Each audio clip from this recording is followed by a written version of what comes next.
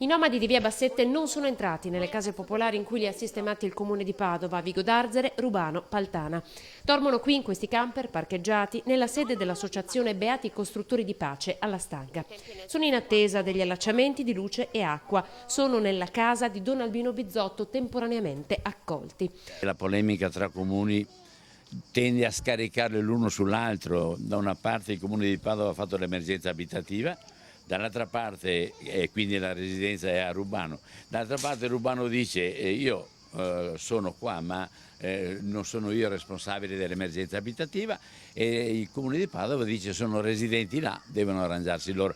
Questa polemica non aiuta certo le famiglie che rimangono in sospensione, dove si palleggiano le responsabilità.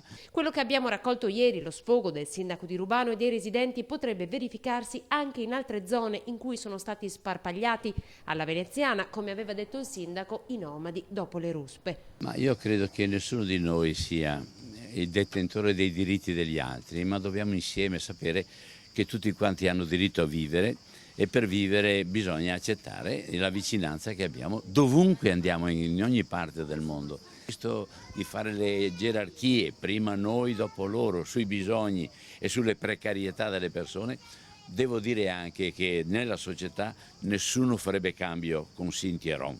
Sfrattati dopo 9 anni di permanenza, tutti coloro con cui abbiamo parlato hanno avuto parole benevoli per il sindaco Bitonci, che ha affidato sempre ai Beati Costruttori di Pace il progetto di scolarizzazione dei bambini. Sei contento? Sì, certo. Andranno a scuola i tuoi figli? No, piccoli ancora. Poi li manderai? Sì, settembre 1 mando. Don Albino ci spiega che ci sono molti altri appartamenti vuoti a disposizione del comune.